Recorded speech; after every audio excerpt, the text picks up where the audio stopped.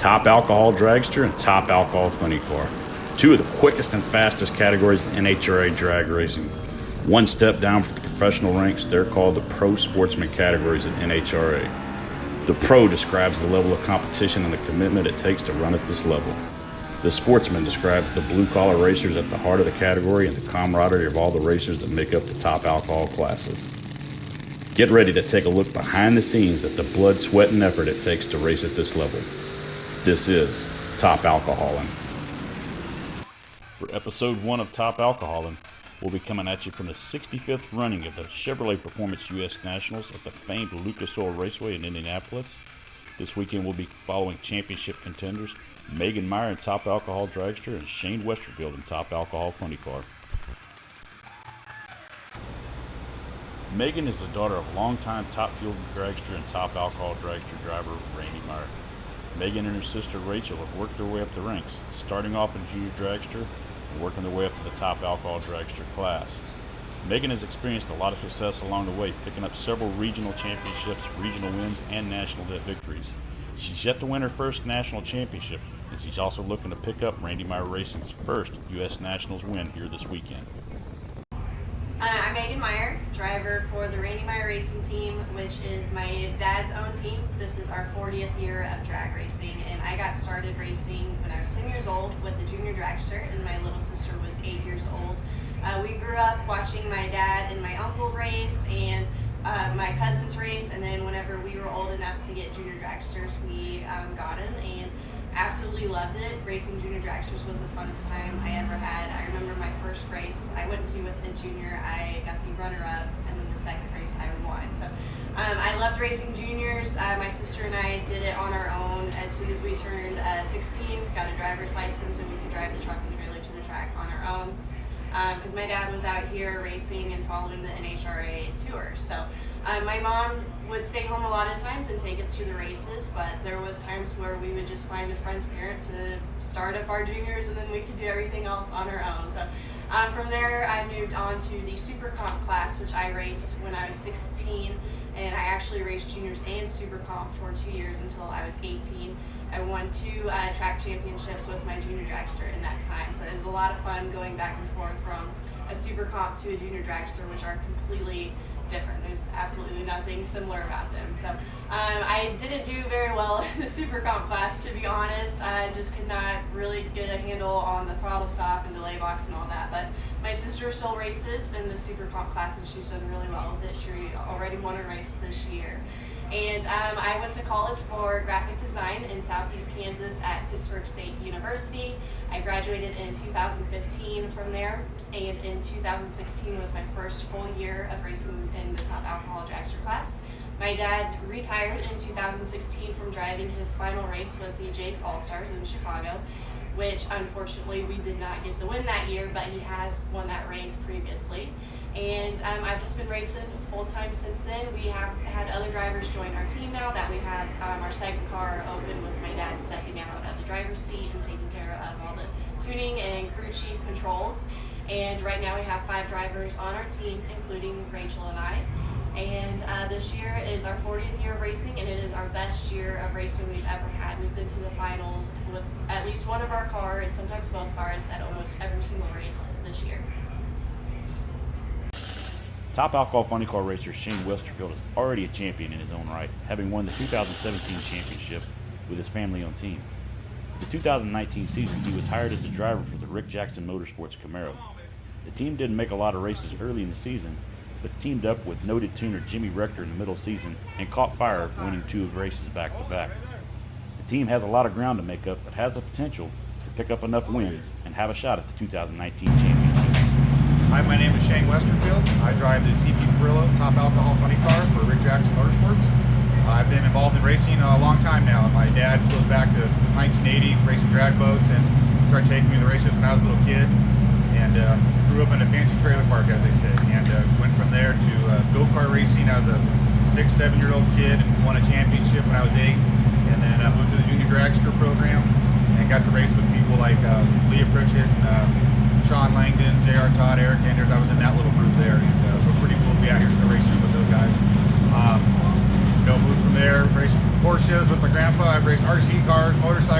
done a little bit of everything, but always came back to drag racing. That was always been my love. It's been a great family sport. You know, a lot of good people, a lot of good sponsors got to meet, and now we're here with Rick Jackson. You know, I had my own family car for a while.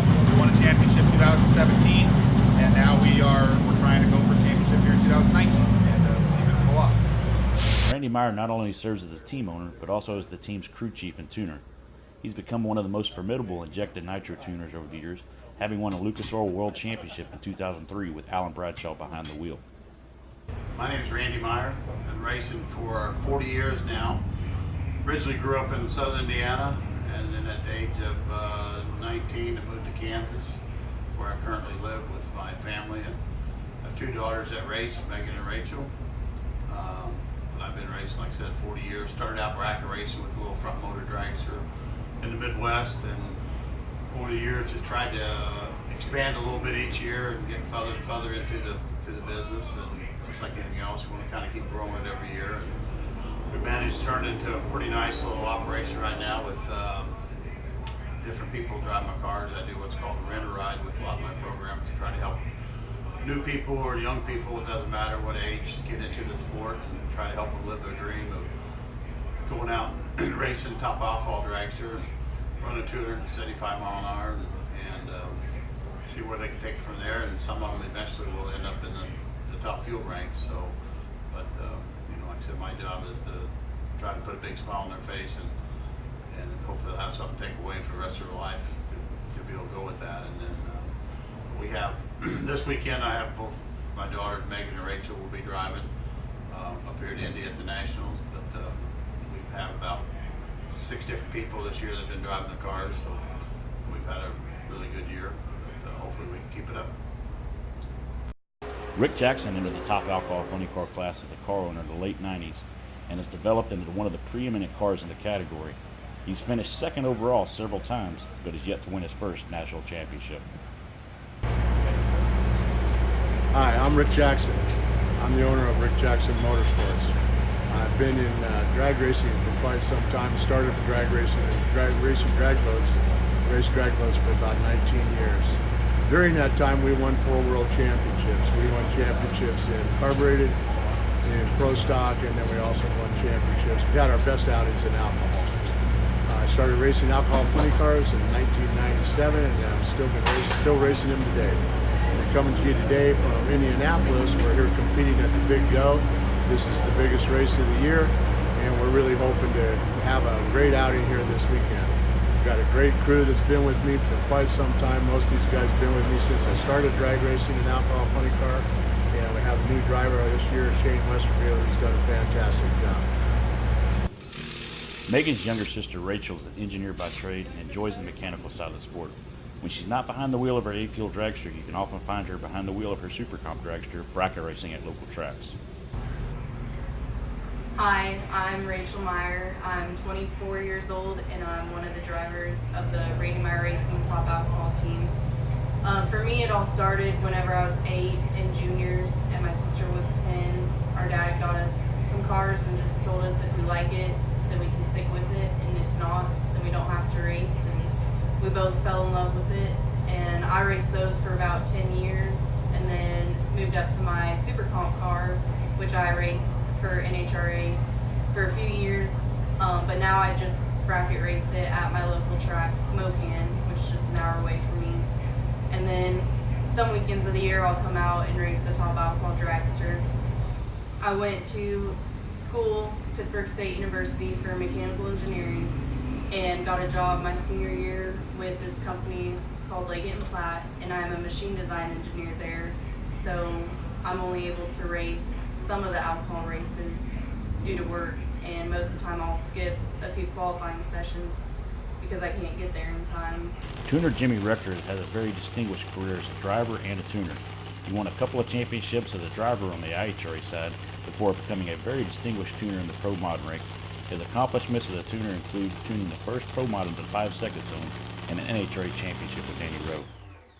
My name's Jimmy Rector. Yeah, I started racing, I guess, when I was about 18. I had an alcohol funny car from 86 to 2002. And and I started tuning pro mods, so I guess I'm back at home now. I'm Danny Rowe and won championships with both funny car and pro mod, so I came back home this year with my true love, I guess, so funny car, and so now I'm helping Rick here tuning this car. So this weekend we are in Indianapolis at the U.S. Nationals, and this is my 4th year racing here. And this weekend is really big for us. This weekend will determine if we can clinch the national championship. Not necessarily clinch it this weekend, but still have a chance to at the end of the year. I have 3 races left this year after this weekend to gain as many points as possible against Sean Cowie, which he is also here this weekend. So we are trying our best to make sure that we can make it into the final round again and get the win this year. And we have never won at this race before. We've been racing here for probably decades, and we've never been able to get the Wally. We have been to the final round many times, but just have never been able to seal a deal. So for us to win Indy is very huge. My dad is originally from Southern Indiana, so we have a lot of family out here this weekend with us, which hopefully it won't be a distraction. Indianapolis, the biggest race of the year. Really excited to be here. I believe this is probably the best chance I ever had of winning it. Brought my own car here a couple times, and we just weren't successful here. We won a championship before, we never won Indy. So coming here with Rick and the crew and Jimmy Rector, I feel we have a good chance. It's very important here for the points this weekend, but we're also looking at it, it's Indy. We want to win. I want to celebrate on Monday. That's my birthday, and I want to take that Wally home Tuesday morning back to Corona, California, and show that we can do it.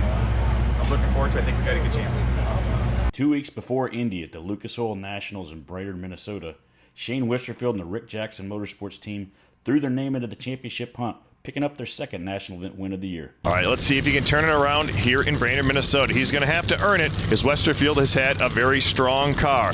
Westerfield, when he's not racing that funny car, does a lot of boat racing. So he's crazy. Yes, we've established that. Let's see if he can get another Wally here today. RPMs are up. You're going to have to get after it if you want to win. Reaction time advantage goes to Westerfield, and both of these guys are shaking the tires all over the racetrack. Westerfield keeps it straighter, keeps it down the groove, and he goes home with the Wally, a 575. Not the way you've drawn it up, but nonetheless, he's bringing it home. Jimmy Rector shaking his head. He can't believe the car did what it did. Watch it one more time. Just watch the butterflies. You're going to see both of them whacking the throttle out there. Able to get it to recover better was Westerfield. Watch the butterflies right there. You just saw him go momentarily shut, back open. He slowed way down, but he did win the race. He's still in the points chase. Jamie? Make that back-to-back national event wins for Shane Westerfield. You said you guys are going to be more aggressive. What effect did that have on race day? We just went for it. There's nothing to lose at this point. We have to go for it. It's the only chance we have if we want to be at the banquet at the end of the year. So, Jimmy and Rick, they tuned it up, and it shook in the final. Then it was missing and sputtering. I'm sure we blew some parts up, but we got some money to fix it now. And CP and Protect the Harvest with Charlotte and Forrest Lucas coming on board this race. And Chris Pearl, Mike Pavia this weekend, man, they worked their butts off. We were down a guy. Scott Manning couldn't make it, and but man, what a win. We're going to celebrate at the zoo tonight. All season long, Megan's been locked in a tight points battle with perennial title contender Sean Cowie. 2 weeks before Indy at the Lucas Oil Nationals in Brainerd, Minnesota, the two racers squared off against each other in the final round.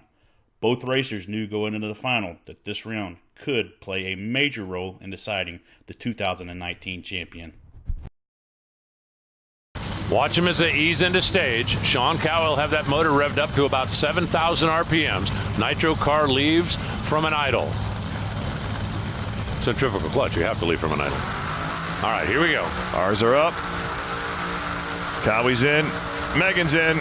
She went in deep. Oh, and Megan turns it red. Minus 15. Cowie's late, goes 77 on the tree, but goes 525 at 276, and he is just doing work.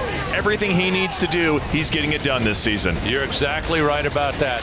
Megan looked like the final move she made rolled in a little deep on the stage. That's perfectly legal, but watch the car. Watch the front end right here. The final move you normally expect to be 2 or 3 inches, and when she rolls it in a ways, that limits your rollout, puts you closer to the red light. She missed green by 15 thousandths of a second.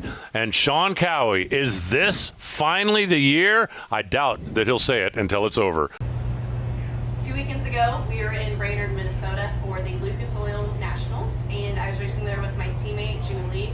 Unfortunately, she went out first round, but I was able to make it onto the final round, and it was a big weekend for points for us. I did meet up against Sean Cowie in the finals, who we are battling for first place in the national championship right now.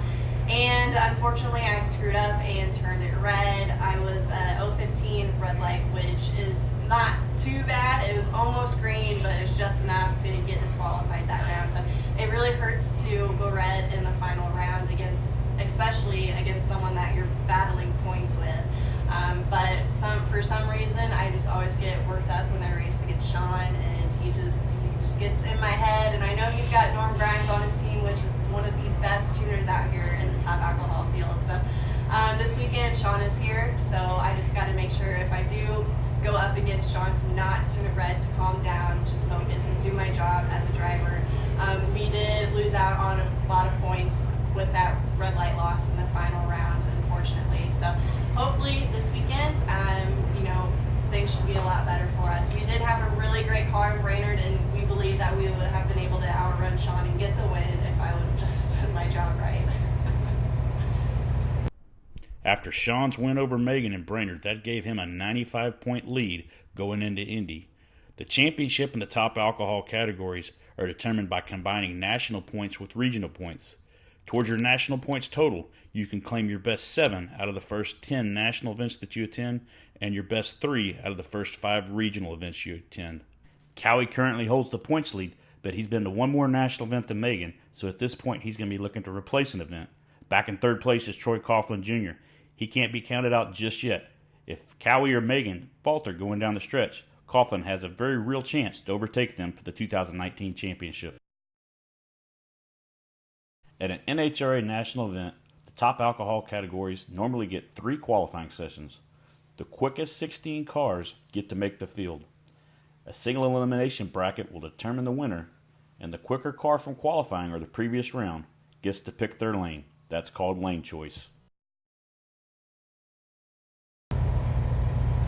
We have Q1 later on today at 3 p.m. and typically we would have 2 qualifying runs on Friday here at the U.S. Nationals, but this year we only have 1. So it's even more crucial to be able to make the field in this single qualifying cast today. There are 22 cars here for the top alcohol dragster class, and they only qualify 16. So, there's the potential that you could always not be in that top 16, and you just don't want to start out the weekend that way, whether it's smoke the tires, shake the tires, or something else happens. So, the weather conditions right now are pretty good. It's only about 75 degrees out, but humidity is high. So, we'll just try to work our way around it. It is nothing really compared to when we were racing in Brainerd 2 weeks ago, where it was very cool, low humidity, really good track conditions for us. But we believe the track here will be really great for us. We just got to be able to put enough power down, get some wheel speed, and be able to run fast to qualify well. I don't know if we'll be able to run a low 20. I think we could run a mid 20 or high 20, maybe low 30 today. Today is Friday, the first day to qualify the alcohol cars, so we'll run around 3 o'clock with our cars. We're going to try to be semi-aggressive. We want to run mid-20s is what we're kind of shooting for today. Conditions will be decent. The weather is going to be a little bit better than normal up here, which means the track's going to be pretty good. I actually would prefer it to be a little hotter and greasier and slipperier. It's a little more challenging, but it's what it is. It's the same for everybody, so it's my job to go A to B and try to get some data. Our biggest goal is to not get behind, and I feel like the very first run is the most important run out of the racetrack. It kind of sets the pace for the rest of the qualifying deal. So if you get behind, and you're just behind. So if we can come somewhere toward the top or the middle of the pack, then we'll be good, and we'll get something we can tweak on. And I'd rather tweak it and run a little bit better each run and improve and kind of get a grip on our tune-up is what we're after.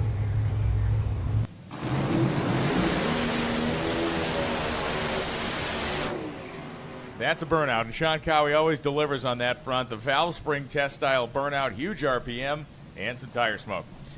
He just decided that, the rotators didn't put enough rubber out there. I'm going to put some more out there. So one heck of a burnout. But number 1 and 2 in points right now in the Top Alcohol Dragster points chase. Right now, this essentially is the championship battle. This is a rematch of the final from Brainerd a couple weeks ago. Megan Meyer, red lit in the final round. She's trying to get that out of her head and bounce back right here. But Sean Cowie started the year off with a bang out there, running the quickest time several times for a blown car ever, 5:15. Megan Meyer really strong out of the gate as well. Both of them kind of had their slumps up and down, but right now Sean Cowie's been to one more race, has the points lead.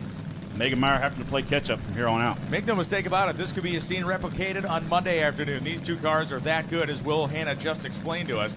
And the fact is, drag racing is a very mental game, and this is a good way to put a little bit of a seed in your opponent's brain to let them know that you're here to play this weekend. Megan Meyer and Sean Cowie. Nobody on that starting line, especially the people that tune these cars, is taking this one lightly. Randy Meyer had another shot at the track earlier with Rachel Meyer, but different conditions right now. Sean Cowie rattles the tires down the racetrack, 532 at 272 or 270 miles per hour. Sean Cowie pedals to a 555 at 269. Megan's 532 put her fourth after the first qualifying session, while Rachel was right behind her with a 534. So for Q1 today, I'm currently number 4 qualifier, and my sister is number 5. I ran a 532 at 270 miles per hour. She ran a 534 at 272. So she has top speed of the event so far. And we had just nice smooth runs, no issues. It didn't shake or quiver or anything during that pass. We did have about an hour delay because Dempke had an oil down during the burnout. So that hurt us a little bit because our fuel got hot just sitting in the lanes. But, we just did what we could with what we had. So we're pretty happy with that run, the 32, but we know that we can step it up. So we run again tomorrow morning at 10:30. So the weather should be really cool. Track conditions should be good tomorrow morning to hopefully run the low 20s. Had a couple decent runs, kind of what we're looking for. We're actually looking for a little bit more, but after watching a lot of people struggle not going down the racetrack, I made the decision to back our down just a little bit to try to make sure we get A to B and get on the scoreboard so we'd have some good data to start with, and kind of ended up in a pretty good spot, so we got more left in them, and we're going to try to lean on it hard tomorrow and see if we can put both cars in the 20s and see if we can get up the food chain a little bit better. Q1, it's always the most nerve-wracking run of the weekend, even more than the first round at times. I've only been out of the car for 9 days, and you act like never driven a car before. So Q1, especially in Indy, we only get one shot today, so if we screw up, we don't get another chance. We're just going to try to go A to B, try to do my job. I'm going to try my best from the burnout to the turnout. Just do everything I can right, and the crew will have a good car prepared for me, I'm sure. Weather permitting, I'm sure there's going to be cars out there. You might see some high 40s, maybe a low 50 if this cloud cover stays, and that's what we're shooting for. The first qualifying shot today we had 3. I guess it's probably more like realistic like what we're going to race in, because during the day we got a morning and a late shot tomorrow. So you definitely want to go down the track and get a baseline, but you don't want to be the slowest car out there either. So, but we definitely want to go down and get a good baseline.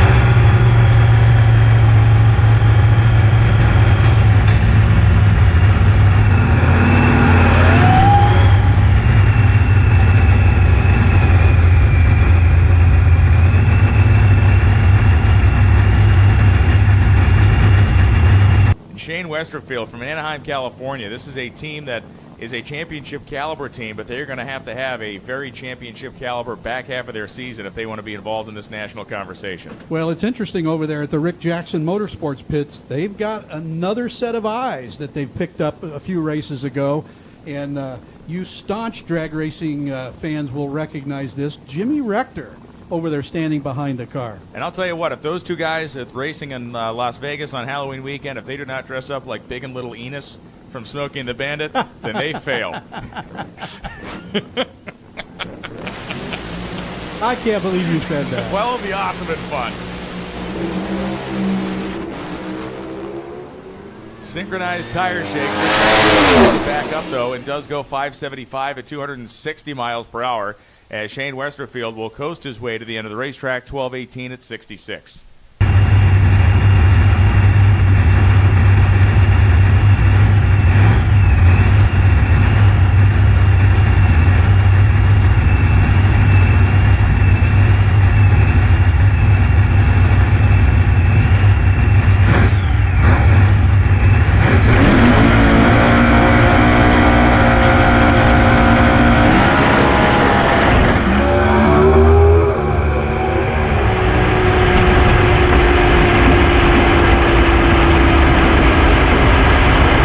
After having to abort the run due to tire shake, his early shutoff 12-second pass put him 13th in the field after the first qualifying session.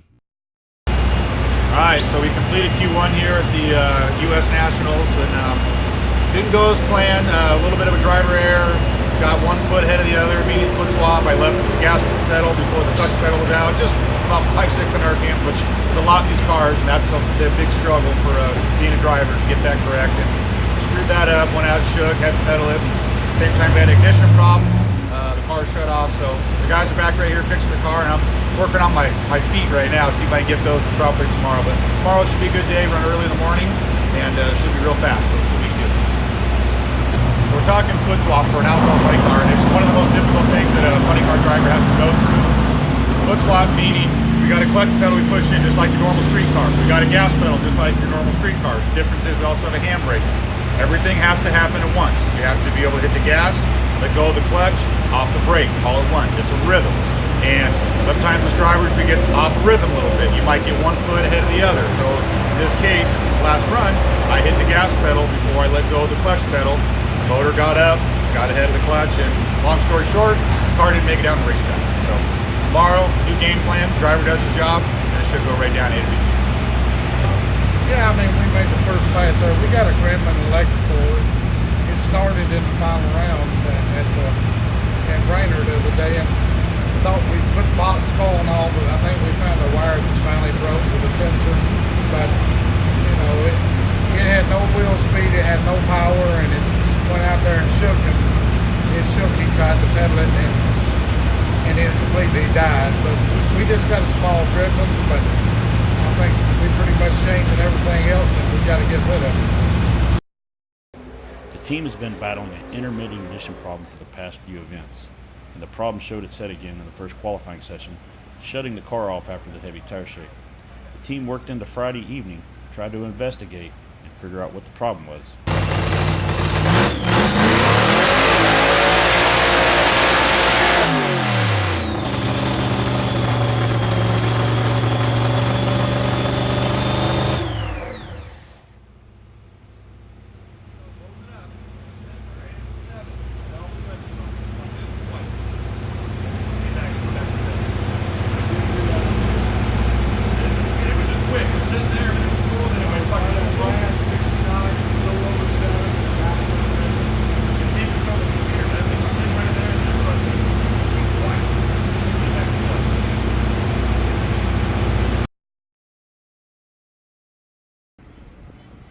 After heavy rains moved through the track early Saturday morning, the Top Alcohol cars would be the first cars down the track. Here we are, Q2 for the U.S. Nationals. It's Saturday morning. It's been raining all morning. A big thunderstorm came through, so little change in the program. You know, tune-up changes now. Track's a lot cooler. It should be pretty fast this morning. We're hoping. We're going to go for it now. We got the Hoosier Burn Camp kids hanging out with us this week, and they're supporting us, and we're trying to support them. And it's a good cause. And Jimmy says we got to go for it, man. We had a little problem yesterday, a little driver error, a little electronic problem. got all the bugs worked out of it, and try to go load it in and see how it goes. Yeah, I think we'll have ideal conditions this morning. I mean, you're going to have a track that's probably below 100 degrees. Rains is coming down. I mean, it's time to go out and show out, as they say. Lord don't like no cowards, and I don't think we're going to be one today.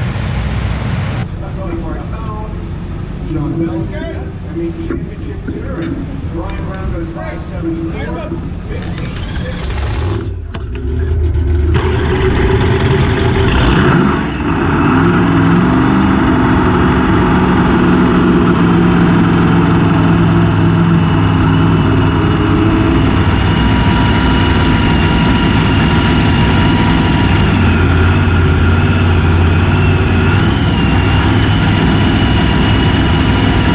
Here comes Shane Westerfield, number 2 in the points.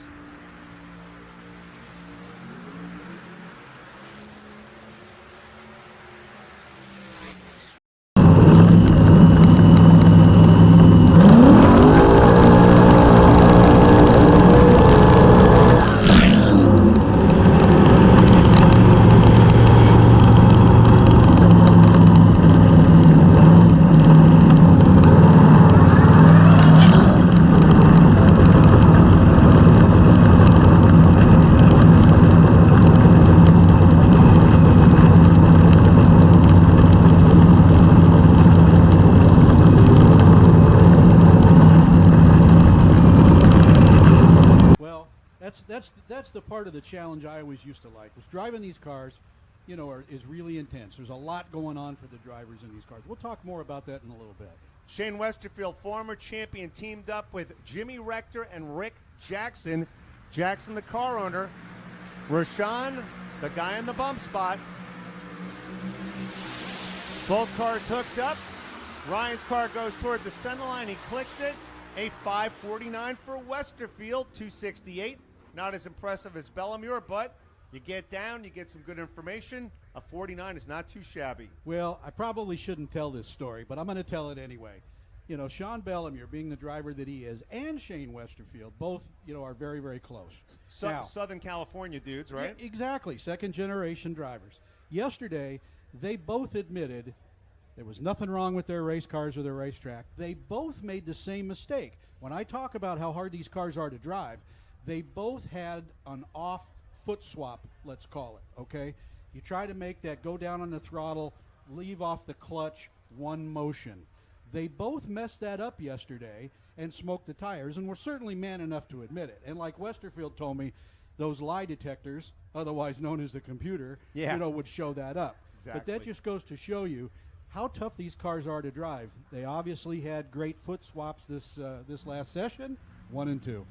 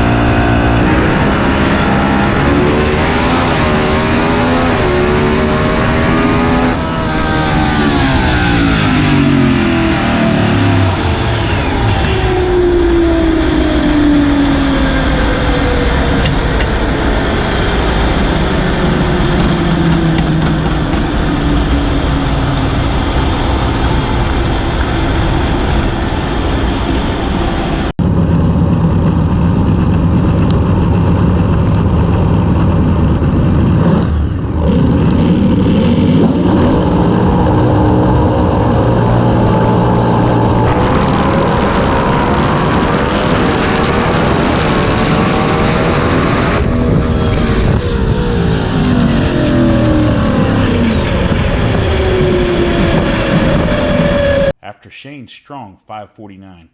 That put him second in the field after the second qualifying session, only behind the defending champ, Sean Bellamure's stout 5:43. All right, here we are after Q2. Much better than Q1. We went A to B. Driver did much better than the first time. And Tuners had a set yesterday. I just screwed most of it up. So it was a good, flat, clean run, A to B. Jimmy says we got some more left in it here for Q3, hopefully. It's going to be a night run. And looking forward to it. We may go one, but if not, second, be all right. What do you think? Oh, yeah, I think we're in good shape. We definitely left some on the table, mostly early, but Shane done a great job like always. I think the car's right pretty close where it needs to be. Just a little tweak, we'll be right where we need to be. Stay tuned for Q3. If you look at the scorecard, this is actually a rematch of the Gainesville final, won by Megan Meyer. So here comes Mike. Mike is a second-generation drag racer. Looks like they're having some problems right there as they push the car back. They'll have to try to refire it, I do believe. I think the car was started, then it lost fire. You can see him plugging in the batteries once again. NHRA crew out there with the watch on. You can see Rich McPhillips Jr. checking out the action. Megan's car is running. Now, the A-Fuel cars, they could sit there a while. They could build up heat. Here comes Megan. What was interesting right there is, wait for Megan to do her burnout here. Only took Will like 30 times announcing to figure out not to talk during the burnout. So good job, Will. You get points for that. Slow learner, what can I say? Here comes Mike Booker. Ready for the burnout.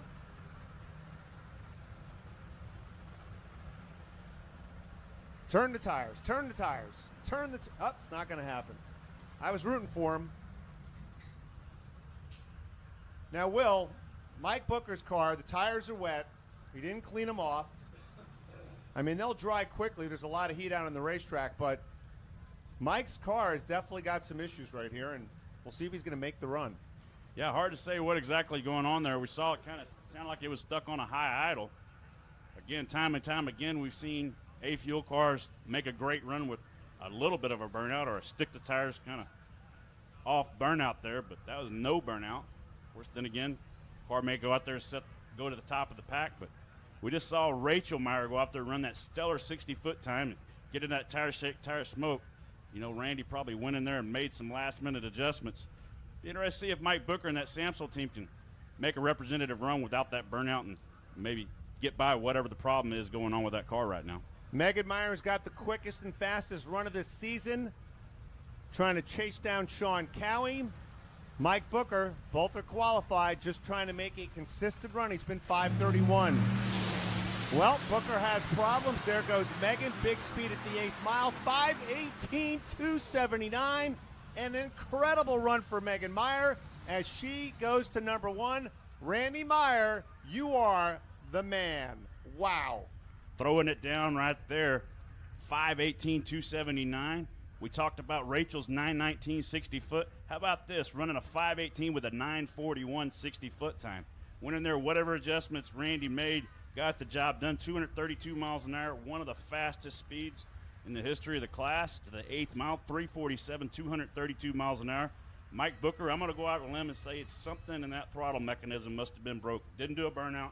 Obviously didn't go anywhere when the light went green. So tough break for that Mike Booker team, but fortunately they're currently in the field with a 5:31. Megan's 5:18 would keep her in the number 1 spot, just ahead of title contenders Troy Coughlin and Sean Cowie. Saturday afternoon at Indy at the Big Go. So we just made 2 runs early this morning when the conditions were really good, and we was able to get one car down really well. Megan's car did the kind of what we were looking for. Rachel didn't quite make it. We've been fighting some clutch issues with it, but hopefully we get a little bit closer and get it ready this afternoon and see if we can get it up toward the top of the food chain as well. But so far a good day for Randy Meyer Racing Team. We've got both cars in the show. One's solid, the other one's not too far behind, and I think we can get it up there somewhere close. Hopefully run mid low 20 with it here after a while, and see if we can get ready for race day. Here we are, U.S. Nationals, getting ready for Q3. The guys are working on it, and it's been a long day. We ran early this morning, 10:30. Now it's going to be about 7:30 before we go again. But we got it tuned up. We're going to try a couple things this round. We're solidly in the field with that 549, so we can experiment a little. It's going to be interesting being that we're going to have a morning run, then a night run, the same schedule tomorrow. And Monday will be very interesting if we're still in elimination because it's going to be hot and during the day. So stay tuned to see how the session plays out. Shane, Sean, Shane. It's not like we have to introduce these guys to each other.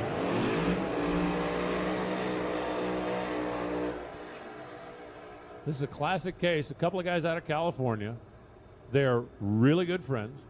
They hang out together when they're not racing. They'll go to the river together. They'll goof off together. And they both are in A-plus equipment. And racing each other's fun for these guys, even if it is just qualifying. Yeah, and Westerfield bought his first car from Sean and Greg Bellemere. They really kind of gave him his first start. They are both championship contenders. Last year it came down to they were 1 and 2 when it was all said and done. It was kind of funny because they didn't race each other head to head very much. Sean Bellemere driving for Tony Bartone spent a lot of time flying out to East Coast, and it was a classic deal. They'd be texting each other back and forth. It's like, dude, you won again. Would you quit winning? And he said, no, I had to win because you won last week in Oregon, and I had to win this week in Ohio, and back and forth. Not to mention the fact that the last 2 years world champions are right here, right now on the starting line. I know what you're thinking. I can't believe it's happening so soon, but these are the final 2 cars of the night. What? They are 1 and 2. The only thing they could do is swap spots, and in order to do that, Shane Westerfield will have to pick up a bunch because Sean Bellemere is number 1 at 543.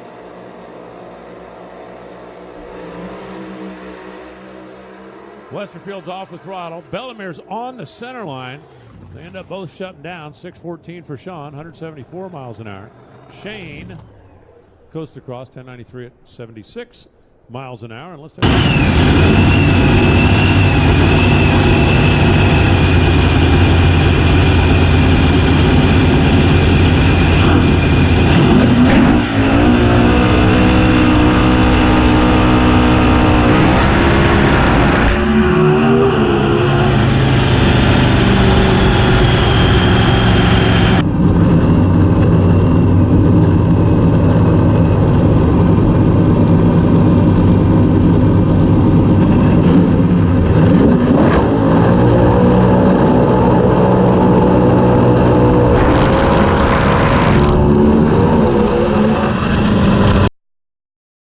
After shaking the tires in the final qualifying session, Shane Westerfield remained the number 2 qualifier. The defending Lucas champ, Sean Bellemere, stayed number 1, earning him a first-round matchup with the always tough Ulf Leanders. Shane Westerfield and the Rick Jackson team would have to square off against Arian Rochon in a first-round matchup and have title contenders Chris Marshall and Doug Gordon on his side of the ladder. We are in the pits right now for Q3, and earlier today we ran a 5:18 in Q2, which put us at the top of the field over TJ, who ran a 5:19. So the weather is a little bit worse today, the altitude's a little bit higher, but we've only gained about 5 degrees in temperature. Humidity is about the same today. We're only at 75 degrees right now, so we think we'll just make some minor adjustments to the tune-up, so maybe we can run another team and hopefully keep our number 1 spot going into the first round tomorrow. Right now Rachel is number 11, but we do want to get her improved, get her in the top half of the field so that we will have both of our cars in a good spot going in the first round.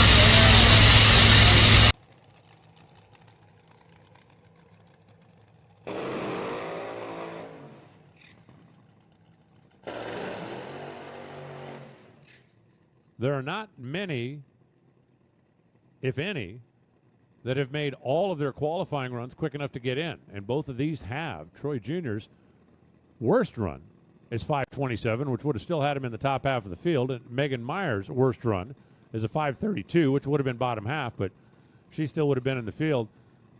Is there better than an 18 out there right now? I would say it's definitely possible. I don't care if it's possible. Is it out there? Come on. Is it possible? Yes, it's possible the world will start spinning backwards. Go out on a limb. You're the one that's calling RPM to the single digit. 17 with a 9. Okay. Will's betting on a 2,000 pickup over there for Megan. I didn't clarify which team. It ought to be fun. These are 2 of the best blown cars in the country. They are both in the points chase this year. They are both multiple-time winners. this year. And they are the final two here in this dragster session.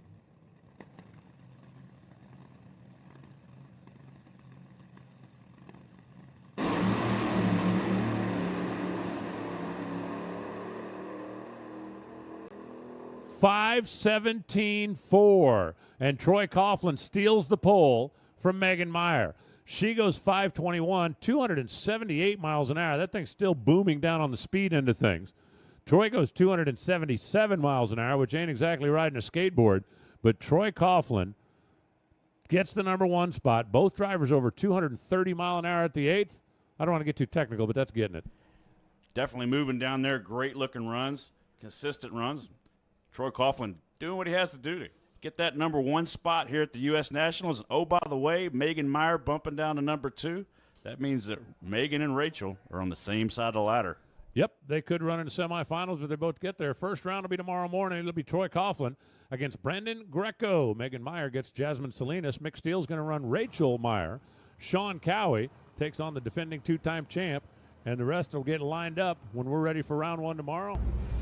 Woody from the Jake's team came over to us right before the run and told us to slow it down. So I guess my dad listened to him. So TJ beat me that qualifying pass. He ran a 17. I ran a 21. So he bumped me down into number 2 spot, which Rachel's sitting right behind me in number 3 with her 22 pass, which is great for us to be 2 and 3. Unfortunately, that puts us on the same side of the ladder going into first round tomorrow. So we had a really long day today. We ran very first cars down the track and then very last down the track. We probably didn't run until after 9 o'clock p.m. tonight. So we've just been hanging out, took a nap, sat in the stands, watched some other races going on, just did what we could to kind of keep our energy going throughout the day. So going into first round tomorrow, we run at 11:30, so the weather should be great. I don't think it's supposed to rain anymore, so track conditions should be good tomorrow morning. I faced Jasmine Salinas first round, which we have never ran each other before, so I'm excited to kind of see how that matchup is going to go. I know Arthur's tuning that car great. Jasmine gets better and better at every race she goes to. And Rachel has Mick Steele first round, which they have also never ran before. So yeah, I think it'll be a good day for Rachel and I. Hopefully we'll go into, or win first round, go into second round tomorrow afternoon, and then head into race day Monday. If we do, we'll be running each other in the semifinals Monday morning. So we started out number 1 and number 13, I think, or 11, somewhere in that range. But we knew that we had more potential left in Rachel's car, so we went out and gathered some data from Megan's car when she ran the 518. So we used that data and went out there and wanted to get up a little bit better. Didn't have to be number 1, but we wanted to get up better.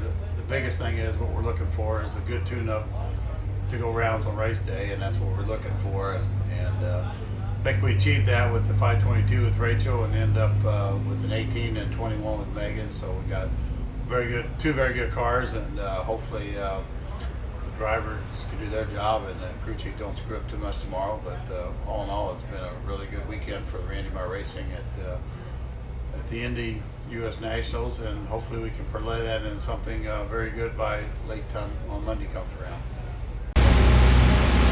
All right, getting ready for round 1 here in Indy, and it's been a long day. We were supposed to run this morning, and weather delayed, set us back, and had rain go about 2 o'clock. So we're scheduled for about 9 o'clock, and hopefully that's still on time. It's been a long day looking for stuff to do, just getting caught up. Crew rebuilt cylinder heads, we built clutch packs, just trying to stay busy, even get the car cleaned up. So looking forward to the first round. Want to get this one done and out of the way. Hopefully we turn on that win light. 3 more tomorrow. After waiting patiently all day to run the first round, they were just about to be called to the staging lanes when Chad Green suffered this horrific Pro Mod accident.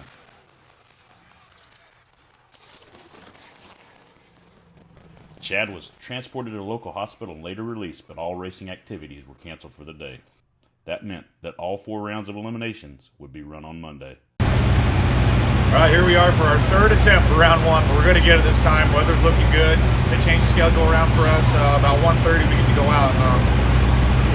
We changed the tune-up by 3 times active. We were supposed to go early in the morning yesterday and then late last night. Now we're going to be midday today in the heat. We haven't seen hot temperatures like this yet this weekend. So Jimmy and Rick and the boys, they got the work cut out for them, and hopefully I can do my job and get this one down and 3 more after that.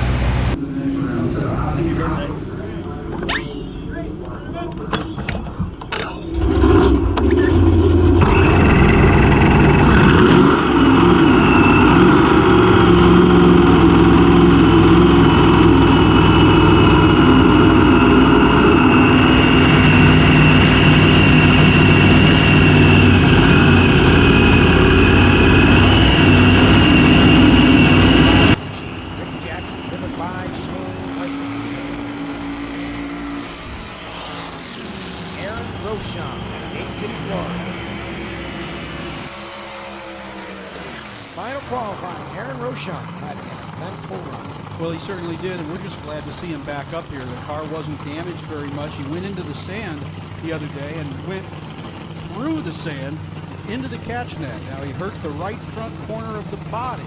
Didn't appear to hurt the chassis. But when you go that far into the sand, it's a monumental effort just to clean out all the little, gravel and dirt and all over, because it gets into everything. Things that you didn't even know existed.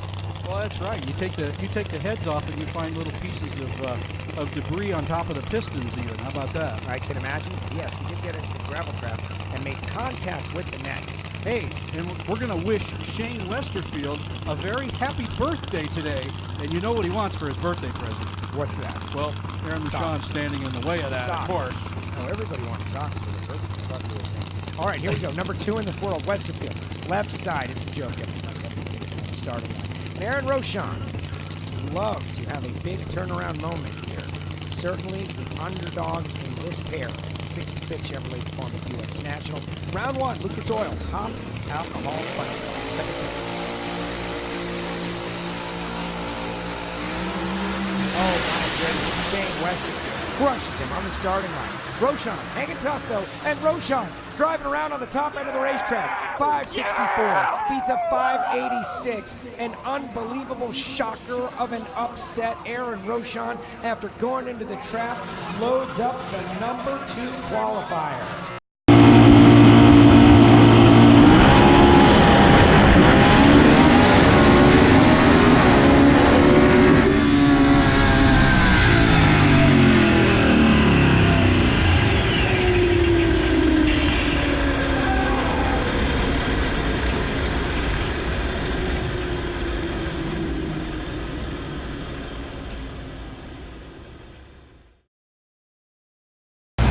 Well, after a long weekend in Indy, qualifying well, number 2, 549, our weekend's over, first round. We had that ignition problem. Just something you can't control at times. You know, the guys did a great job preparing the car. Jimmy and Rick had a good tune-up in. It just happens, you know, as part of racing. And we'll lick our wounds and get ready for the next one.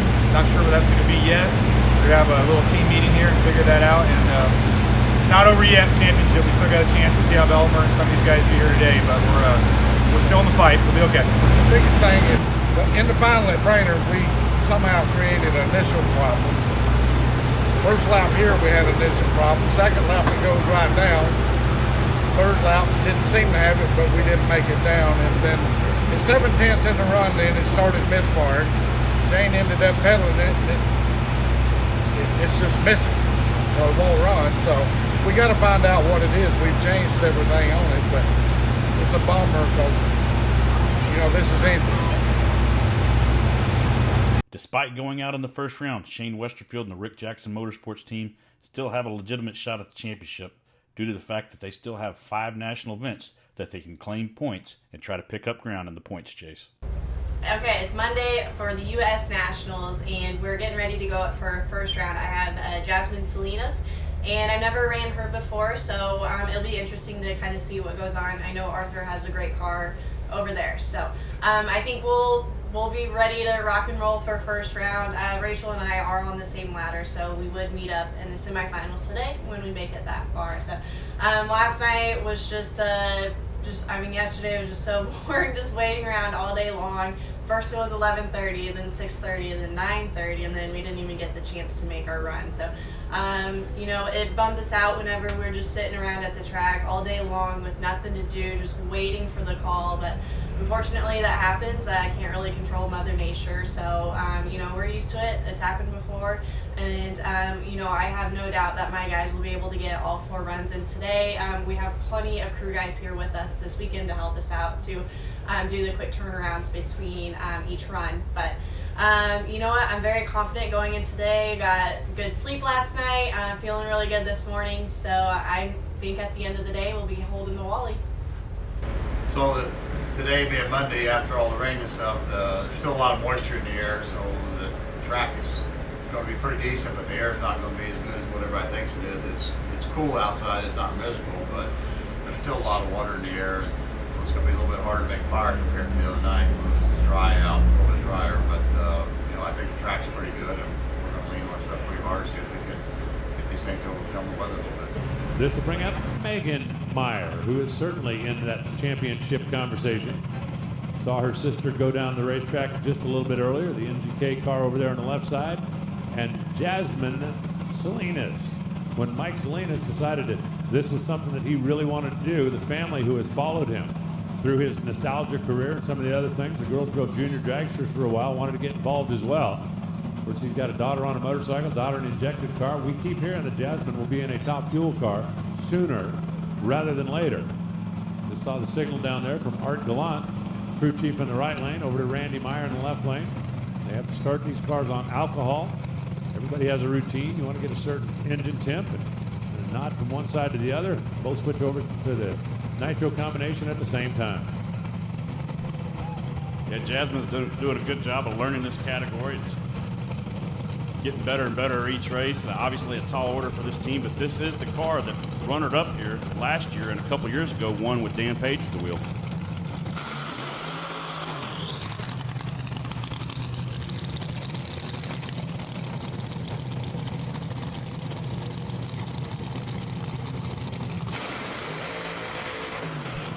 And really two of the legendary A-Fuel tuners out here, obviously modern day, but they had an A-Fuel tuner Mount Rushmore. I think Randy Meyer and Art Gallant definitely would be up there on the wall there. Art Gallant, the first A-Fuel dragster to win a championship here in the top alcohol dragster category. So it definitely goes back a long way, all the way to the pro comp days, as does Randy Meyer. Watching the turnout over there, we need a traffic director.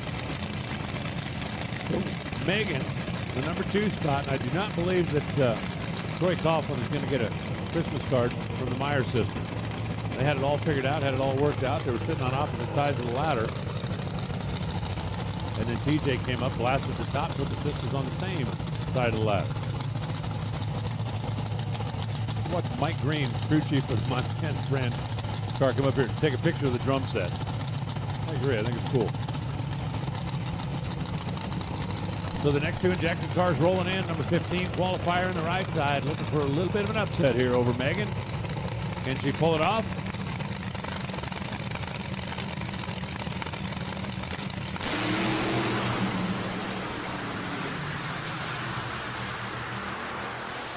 .526 to a 5:27. Jasmine Salinas cannot be too disappointed with the performance. Megan Meyer, however, is going to get the win. 5.269, 271 miles an hour.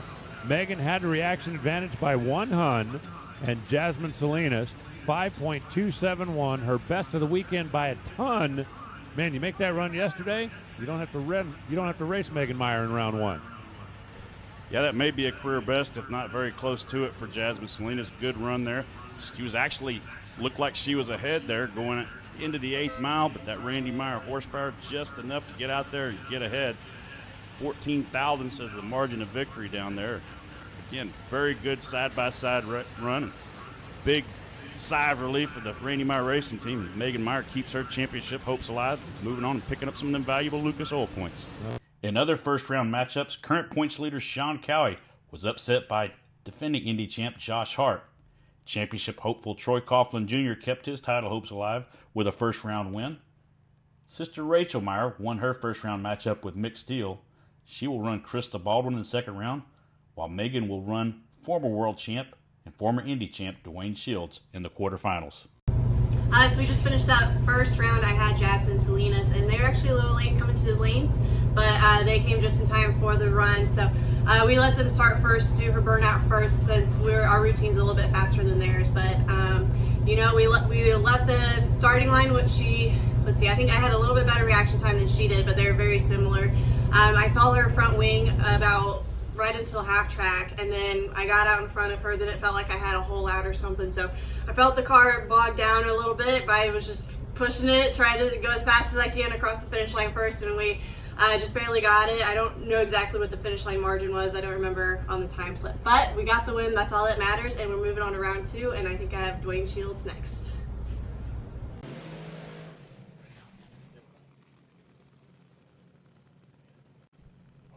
More championship implications on the line, but right now everybody's focused on trying to get that Indy Wally. Yeah, we'll worry about counting points later. The interesting thing, and it's difficult to do in the Lucas Oil Series because of the way that the championship is slated. You are allowed points at so many national events and so many regional events, and oftentimes the cars aren't all on the same track. When you get a situation like this where so many of them are, it's a great time to flex your muscles right now. But I don't believe Megan Meyer right now is thinking, okay, I can make a move in the championship. I believe she's thinking, I got to figure out a way to get around Dwayne Shields.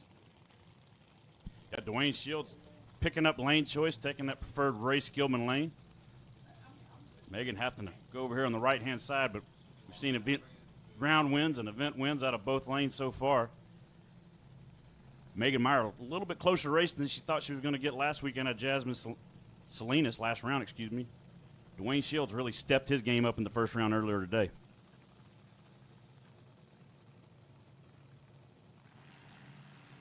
Dwayne looked like he went in stage before he meant to. Slight jump, Megan Meyer, win light, Megan Meyer, 5:23, 272 miles an hour. Dwayne goes 5:29, 274 miles an hour. Megan moved first by a smidge, but the performance of that car stepped up and is what carried the day. And it really looked to me like Dwayne Shields went in and staged fully before he was quite ready. I don't believe he had the pump on or the pedal off when he did that. But he got time to go through his routine before Megan came in and lit that second bulb. Yeah, like I said, very quick to stage. Hard to say if that was intentional or not, but Megan Meyer getting the job done, cutting a solid light. And Randy Meyer and that team stepping up and running the performance they needed to keep on moving on and collecting those valuable Lucas Oil points. Randy Meyer Racing is yet to pick up a win here at Indianapolis and trying to get the job done this weekend.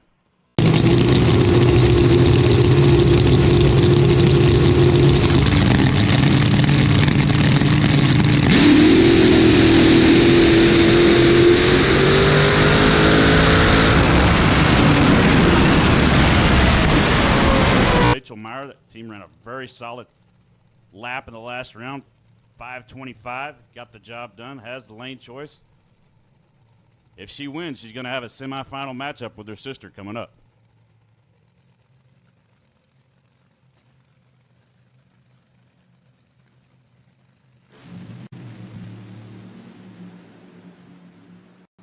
Krista Baldwin's car makes a really nice run, but not as nice as Rachel's. 5:24, 270 an hour.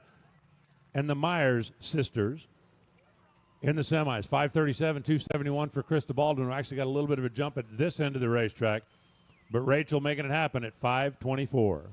In other quarterfinal round matchups, number 1 qualifier Troy Coughlin Jr. advanced to the semifinals by taking out Jackie Frick, while Will Smith defeated 2-time defending Indy champ Josh Hart. On the other side of the ladder, both of the Meyer sisters advanced, setting up that all Randy Meyer Racing semifinal. Sister Megan would have lane choice over Rachel.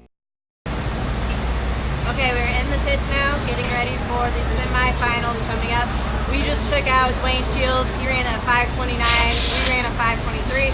Rachel took out Krista Baldwin. So now it's a Meyer semifinal matchup, which means that at least one of us is going to go on to the final round here at the U.S. Nationals and potentially win the race. So I hope it's me, but I know that car can run really fast. I ran at 24. I ran at 23. Rachel ran 24, so I've got lane for her. So I don't know which lane we'll pick. I ran right, she ran left, so maybe we'll keep the same lane. Just depends on what it looks like when we go up there for this final. Well, one of the things that goes on in our camp here is that we try to have the 2 best cars on race day. That's my goal.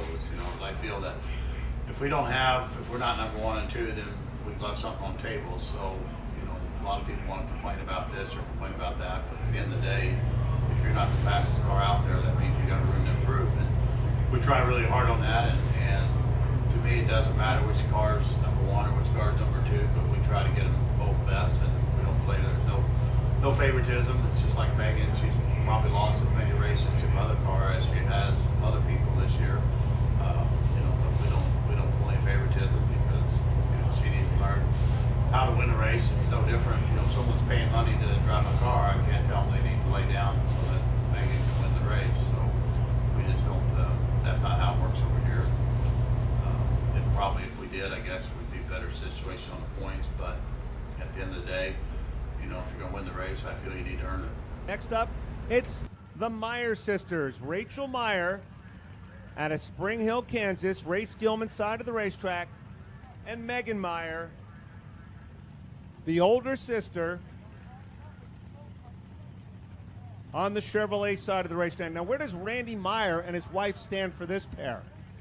Traditionally, this year, whenever both the Randy Meyer racing team cars are running, he's usually over there with the other car, and this weekend that's younger sister Rachel.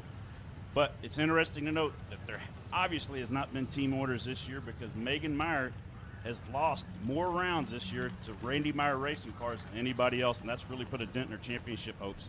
Here come the burnouts. A-Fuel dragsters injected on nitro. Ray Skillman's side of the racetrack, that is Rachel. Now, the best story about the Meyer sisters, they were told when they wanted to go drag racing, junior dragsters, then super comp, they had to learn how to work on the race cars. They had to do their own thing. Dad wasn't like, here's the keys, I'll take care of it. They really know what these cars are about and how they work. And right now, might be some issues with Rachel Meyer's car. You can see the crew coming out, trying to get the car into reverse, rocking the car. Can Rachel back up the race car? That is the big question. There it goes. Looks like they're either pushing the car back or got it into reverse. Now, no doubt Megan will wait as long as she has to for her sister. That's not a question. But here comes Rachel. How do you think that might affect that run? Will that affect the tune-up, Will? As long as it doesn't take too long. Obviously, these cars building up heat. They're also burning a lot of nitro while they're sitting there idling, and that fuel tank out there in the front also doubles as nose weight. So if you sit there too long, you start losing nose weight. You start getting too much heat in the engine. So, but both these cars, obviously being team cars, same routine. They started up about the same time, so they've been running this the same amount of time. We'll see if it rattles Rachel here, but Rachel, a very accomplished bracket racer. She has lots of laps down the racetrack. She's not racing with the team. She's back at home with the bracket racer. She's a die-hard racer. Gotta love that. Gotta love it. Rachel Meyer, Ray Skillman's side of the racetrack. Megan Meyer, who's running for that championship. Sean Cowie way out in front, though. Staged up, here they come. The Meyer sisters. Pole shot to Megan, top end of the racetrack. Megan gets the win. She was first off the line, a 53 light to a 74. She was first to 60 feet. She was going almost 230 at the 8th mile. She wins it with a 524, 276. Rachel was 533. Margin of victory for Randy Meyer and his team, full-time alcohol racers, was about 11/100ths of a second. Wow, we talk about bracket racing. How about consistency? 523 with a 9 in the second round, 524 with a 1 here in the semifinals, making a big move in those Lucas Oil Championship points and trying to pick up some ground.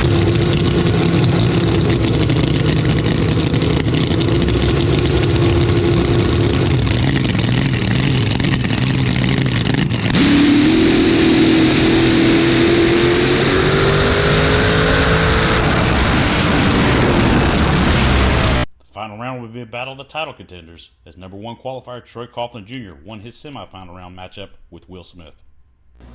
The Randy Meyer racing team comes together to help Megan get ready for the final of the biggest race in all of drag racing.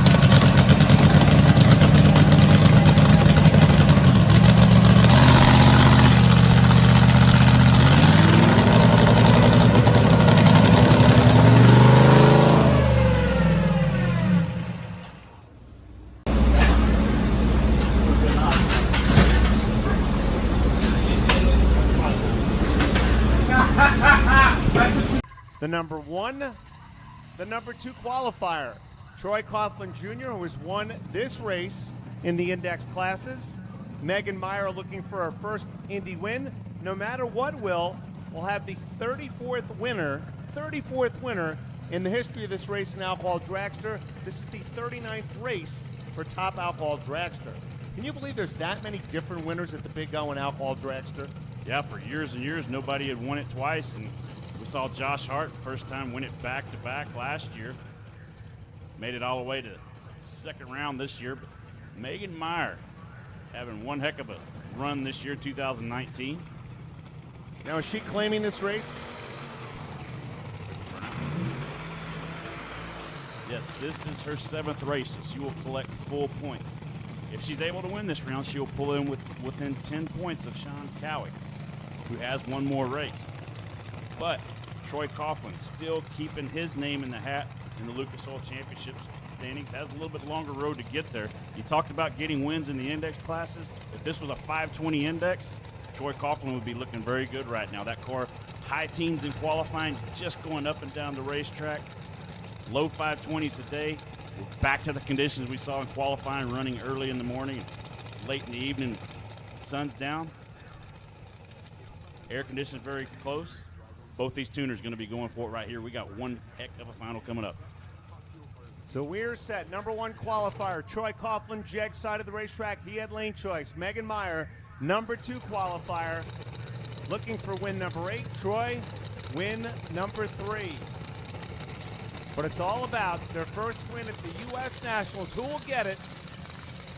And the highest level of Top Alcohol Dragster. Red light start for Troy Jr. He fouled out by 0.03 of a second.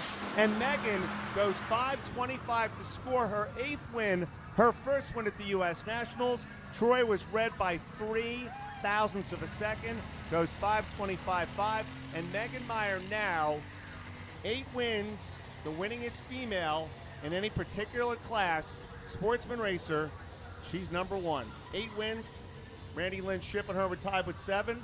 Most wins for Lucas Sportsman Racers for the women. How about Megan Meyer? Wow, wow, wow. Kind of a little bit of redemption in its own sorts. Megan Meyer going in, staging it hard, going red lighting in the Brainerd final a couple weeks ago. Troy Coughlin knocks out the top bulb, 003 red. I know that's going to be a hard one, but great job by both teams just locking them in the 520s. 525 to a 525. All those cars got down the racetrack this weekend. Big championship implications. Again, can't stress that enough. And it's going to keep on going. Look at Megan, that team. This is the first Indy win for Randy Meyer Racing, believe it or not.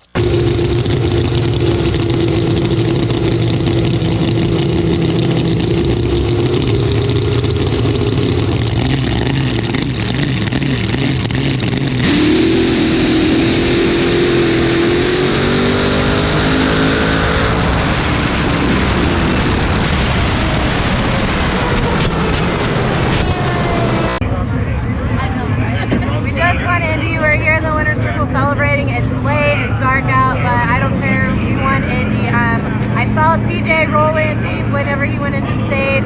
I rolled in a little bit deep, which is just my normal routine whenever I'm in the final round. But I didn't turn out the top bulb. I saw him red light. I think it was a 003 red light, which is, I know exactly how he feels because I did that just 2 weeks ago in Brainerd. But we got the win light this weekend. We just won Indy for the first time ever for our team.